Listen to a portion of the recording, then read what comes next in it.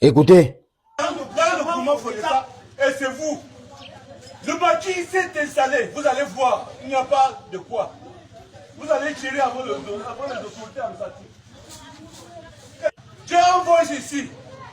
J'ai déclaré ici publiquement devant vous. Et je vais prendre ce voile-là pour aller à quelque part. Sauf si vous intervenez rapidement. Si vous intervenez rapidement, vous allez voir, vous n'allez pas comprendre. Voilà donc ce qu'est devenu nos chefferies aujourd'hui. On retrouve là un notable en train de gronder, de crier fort sur un chef. Et je comprends qu'aujourd'hui, si les chefferies sont en train d'être prises comme les jouets, c'est à cause de ces personnes-là qui ne respectent plus les autorités traditionnelles et qui posent des actes qui ne concourent pas, n'est-ce pas, à leur titre. Après avoir parlé de l'affaire dernière sur la chefferie Fodeta qui se trouve à Tchang, par rapport aux jeunes dont je demandais qu'on ne doit plus l'exposer, vu que même s'il était chef, les traditions nous interdisent d'exposer un chef à bas âge. Et ça, je reste sur mes mots. Eux-mêmes, ils savent que c'est la vérité.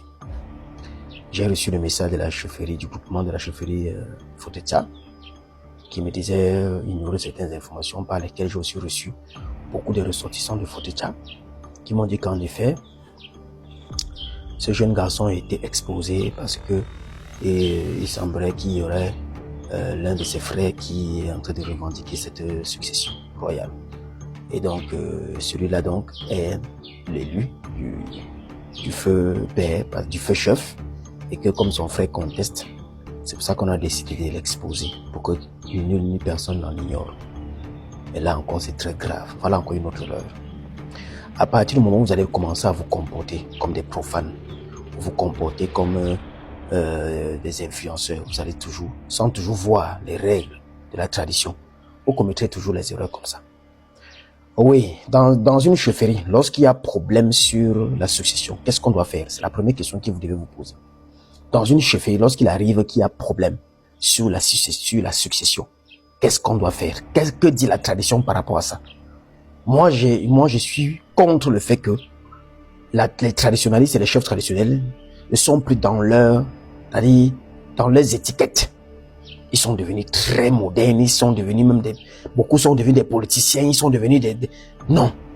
Et c'est pour ça qu'il y a ce mélange dans le pays, c'est pour ça qu'il y a ce mélange en Afrique. Parce que chacun devrait rester à sa place. L'État gouverne le pays à travers sa politique et compagnie. Le chef traditionnel le chef traditionnel est en mission sur terre et fait son rôle de chef tradition et ne reste que sur les us et coutumes traditionnelles pour ainsi édifier la population afin qu'eux-mêmes deviennent des bonnes personnes dans l'État demain. Ce que vous ne savez pas, c'est qu'un bon ministre est une personne qui est sortie d'un village, qui a reçu l'éducation d'un chef, qui a un patrimoine, qui a un héritage. C'est ça qui fait de lui le bon ministre. Le bon sous-préfet, le bon maire, le bon n'importe quoi, même le bon président d'un pays vient d'un village. Donc, en réalité, même quand je vous dis que le chef traditionnel doit rester à l'eau, c'est justement pour que le pays fonctionne bien. C'est pour que le continent fonctionne bien. Parce que si le chef se charge à donner les édifications traditionnelles, culturelles, mystiques, sacrées du village, n'est-ce pas, des connaissances de souche, tous les ressortissants de ce village, peu importe ce qu'ils deviendront, ils seront les porteurs de ces messages-là, que ce soit dans l'administration, dans l'État, dans la société, dans l'économique, dans la politique, peu importe. Et ça va donc faire grandir, n'est-ce pas, le pays dans tous les sens. Lâchez donc ceci. Lorsque dans une chefferie, il y a un problème de succession, il faut faire les rituels, le rituel du couronnement. Que je doute bien que vous connaissez ce rituel. Surtout et seulement surtout, si vous connaissez que vous avez décidé de pas faire. Parce que la solution n'est pas d'exposer ce petit qu'on venait de faire là. L'exposer n'est pas une solution. Parce qu'en l'exposant comme ça, les mêmes personnes qui sont en train de le combattre, si c'est eux qui combattent le petit, vous leur avez livré. Et n'essayez pas de penser que non. Ce que vous êtes en train de faire là sauve le petit, non, ça le détruit plutôt. Parce que vous mettez des habits sur cet enfant qui vont l'affaisser. Vous savez bien qu'il y a des situations que lorsqu'on prend, on risque de ne pas faire des enfants. Il y a des chaises que lorsqu'on s'assied sur ça, on peut devenir stérile. Il y a des habits, des attributions que lorsqu'on met sur nous, il est difficile de faire certains enfants. Il y a beaucoup de choses qui se compliquent. Vous êtes bien conscient de ça. ou bien peut-être vous en ignorez. Sachez donc que lorsque dans une succession, il y a donc un problème de succession, lorsque dans une chefferie, il y a un problème de succession, il faut faire le rituel du couronnement. Et pensez-vous que, je prends l'exemple sur moi, j'aime parler, je reviens sur moi. Mon arrière-grand-père, qui a été le chef premier d'Yashingento, après sa mort, il y a eu 7 personnes qui ont décédé. C'est une histoire que je raconte. Allez à Banwa, demandez la concession d'Amenou David, qui est mon père. Renseignez-vous des sages. C'est des personnes qui habitent à Mankongo. Ils vont vous demander l'histoire de ma concession, l'histoire de ma chefferie. Ils vont vous dire que mon père était venu comme ça, mon père était venu en 7e position. Donc, non, en 8e position, ça avait tué 7 personnes. Puis, mon père est venu, il n'a pas pris la chaise de la royauté, il est venu comme le gardien. Il a pris soin, n'est-ce pas? Il a protégé la royauté et attendre que un jour, l'un de ses dignes fils se lève et vienne hériter. Donc, en réalité, mon père m'a encadré quand j'étais petit. C'est pour ça maintenant que vous comprenez comment j'étais remonté face à ça. Parce que si mon père avait commis la même erreur, je ne le serais pas aujourd'hui. Quand je suis né, tout le monde savait qui j'étais. Mais mon père a mis les doutes dans leur tête en m'abandonnant, quand j'étais toujours malade, quand mon père allait quand ma mère allait vers les sages, elle disait, que dit ton mari? Elle dit, mon mari s'en fout. Il ne sait pas, voilà.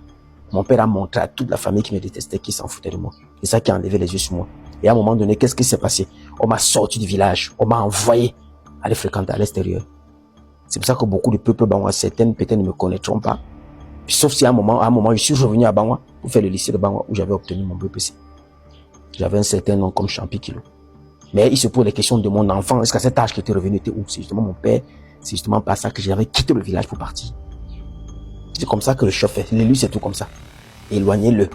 Je suis allé grandir en ville. J'ai fait mes études en ville. Après tout, voilà. Et quand l'heure a sonné, nous voici qui se retournait aujourd'hui en dessous. J'ai reconstruit. J'ai remis la case sacrée de la chefferie. J'ai reconstruit la chefferie. Et j'ai restauré les ancêtres. C'est ça. Vous devez comprendre que pourquoi est-ce que ça a tué 7 personnes et pas moi, jusqu'à aujourd'hui.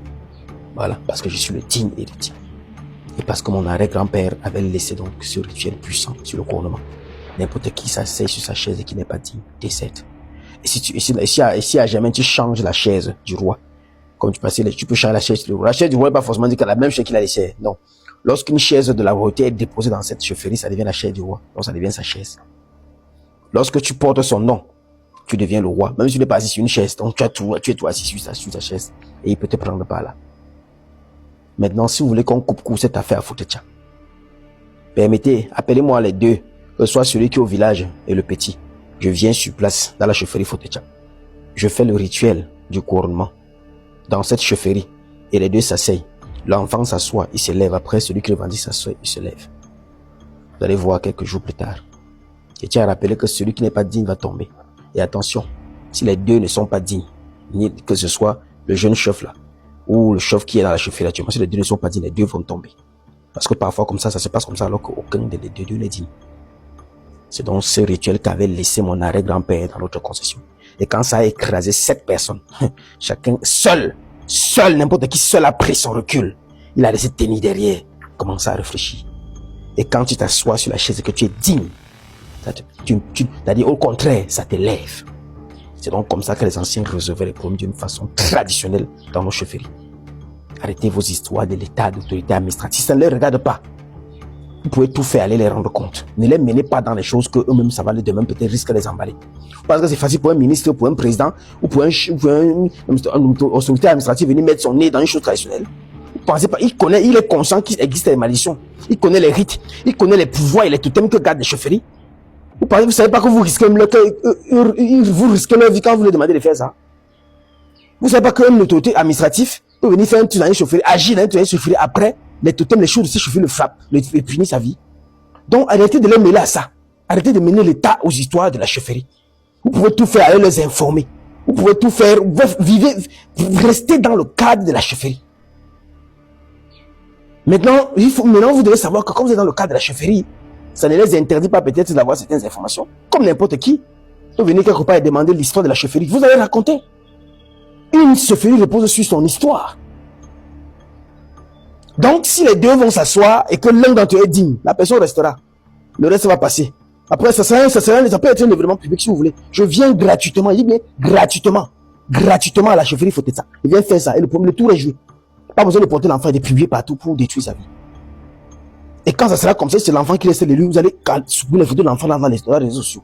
Vous allez l'éloigner un peu, faire que les gens l'oublient. Il va revenir à un certain âge. Comme vous et moi, nous comprenons ce que nous disons.